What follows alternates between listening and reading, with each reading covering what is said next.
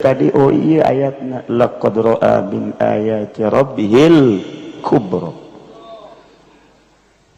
Kanjeng Nabi berangkat melalui buruk dipanggil ku Gusti Allah, ja urang ai hayang-hayangan moal bisa wari urang nyeun proposal ka Gusti hayang diberangkatkeun ulah ka Baitul Maqdis, ulah heulanan ieu mah ieu ka Madinah bae. Oh, 12 tahun kaburu modar. Jamaah Bang Haji Yasin anu deuk berangkat jeung kula, Masya Allah nu geus paeh 5. Geus paeh 5. Teu bisa berangkat. Hese. Lamun lain panggilan Allah. Ieu ka dieu ieu ka dieu. Lain semata-mata nang urang panggilan Allah. Deuk dieusian ceuli ku hikmat-hikmat. Deuk dieusian mata ku hikmat-hikmat. Deuk dieusian sungut ku cau-cau. Aya. Teka bagian. Laqad ra'a min ayati rabbihil kubra. Kanjeng ningali kana ayat-ayat kebesaran Gusti Allah. Kunaon eta? Ku beningna hati. Lain Kanjeng Nabi bae. Umatna di mana bening bisa ningali ka Gusti Allah ku mata hate, di akhirat bisa ningali ka Gusti Allah ku mata ieu. Lamun para aulia Allah geus deuleu ka Gusti Allah kana kebesaran Gusti Allah ku mata hate, lantaran beningna hate. Deuleu sakumaha Kangjeng Nabi. Nah, Kangjeng Nabi teh imimiti berangkat Masjidil Haram ka Masjidil Aqsa, ti Masjidil Aqsa naik ka luhur ka Sidratil Muntaha. Dedeleuan Kangjeng Nabi sebagai ayat-ayat Gusti Allah anu luar biasa geus didardirkeun ku Imam Dardir. Di Bukhari geus nyata, di Muslim geus nyata, uraian-uraian ulama ngajelaskeun uraian ucapan Kangjeng Nabi jelas. Ngan aya hiji bae geus peuting ieu mah ye nu sok dicaritakeun ku Sayyidina Ali. Wa qala Aliun radhiyallahu an karramallahu wajhah. Cek Sayyidina Ali, dakhaltu ala nabi ana wa Fatimatu simkuring lebet ka Kangjeng Nabi sareng garwa simkuring Siti Fatimah putri Kangjeng Rasul. Barang lebet ka Kangjeng Rasul, Masya Allah. Kapenda Kangjeng Rasul teh yabki bukaan sedidan. Keur nangis, pohara nangisna. Pohara fakultu cek Sayyidina Ali. Fidaka abi wa ummi ya Rasulullah. Mayubkika. Naon anu nganangiskeun ka tua? Qala saur Kangjeng Nabi, ya Ali, lailatan usriya bi. Ketika peuting diisrokeun simkuring, ra'aitu nisaa ummati yu'adzabna adzaban syadidan. Simkuring ningali ternyata horenganan nu loba disiksa di neraka jahanam teh awewe umat kula. Na iyalah laqad ra'a min ayati rabbihil kubra. Kangjeng Nabi ditinggalikeun berbagai ayat-ayat Gusti, di antarana Kangjeng Nabi dideleukeun ka sorga, bahkan Kangjeng Nabi ngalengkah ka sorga. Ditinggalikeun ka neraka, bahkan Kangjeng Nabi aya cicing di tengah neraka. Ningalian saha ieu nu panglobana ahli neraka. Ya Allah ya Rabbi, horenganan sarwiti. Ambalaya di neraka awewe malulu Gusti. Allah nu cek Rusi hadena aing teh jadi awewe can puguh tekan neraka nya lagi. Awas ya, tas awewe lalaki ya, awewe heula.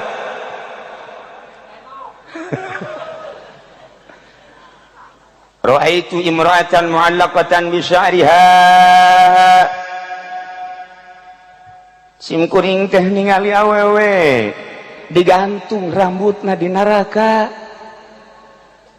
Duh, ya geli di maguha ngagolak embun-embunanan. Neuk teh cari kumaha cek Kangjeng Nabi. Wa ra'aitu imra'atan mu'allaqatan bi lisaniha wal hamim yusabbu ala halqiha.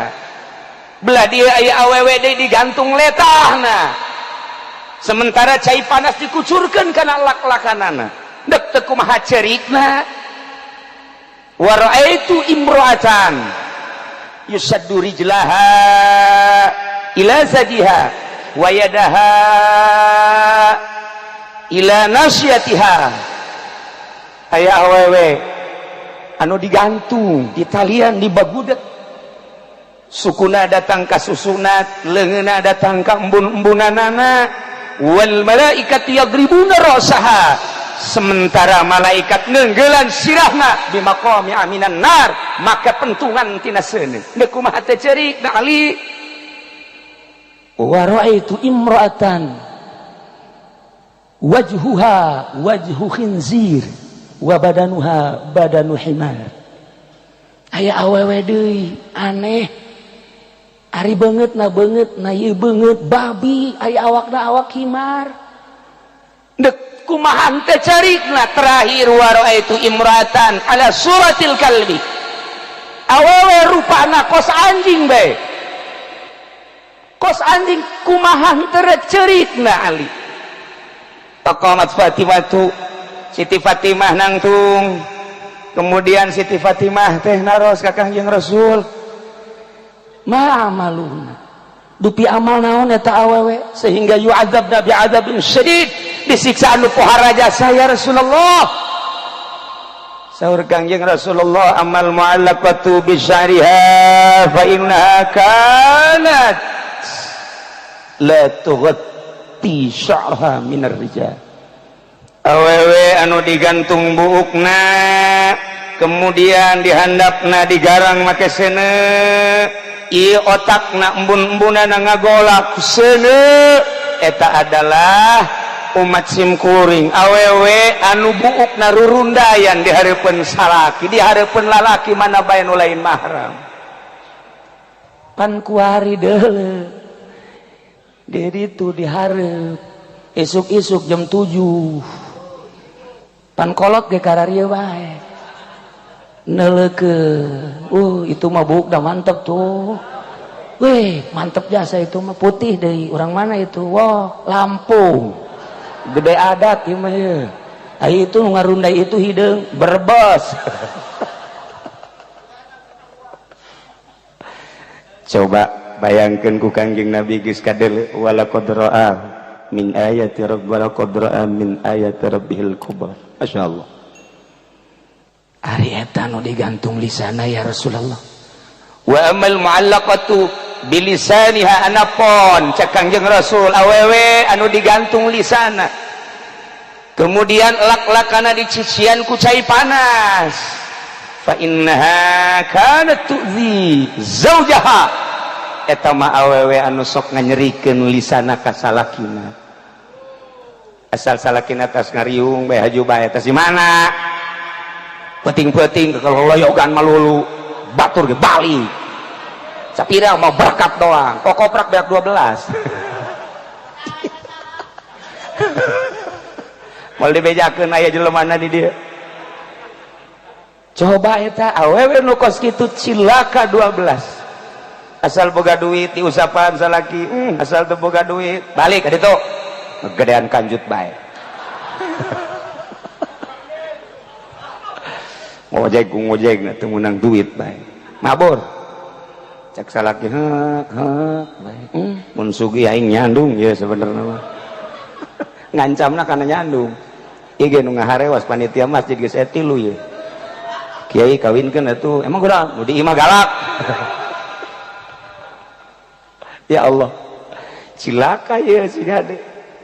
Ayata anu digantung susuna wa amal mu'allaqatu ala sadiha anapun awewe anu digantung susuna fa innaha kanat tu'zi farasa zaujiha.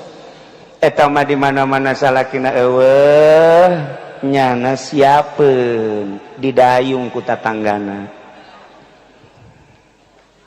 Mempersilahkan kanu sejen bahkan masang tarif nyana. Masang tarif. Tukang ojek cukup 10.000 utang. Supir angkot 15.000. Ya Allah. Tukang kenteng 50.000.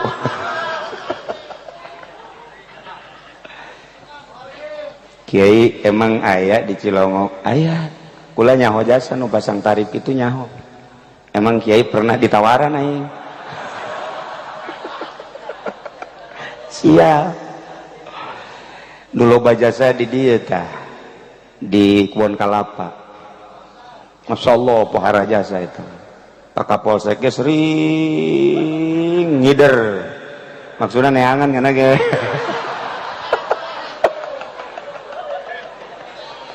geus teu pareres ya lah ulah sok bos sombong atuh kan di deuleu di ditu yang subur ge kos kitu atuh silut pi ge pan kos kitu atuh meureun nu dariuk dieu ge asana atuh lah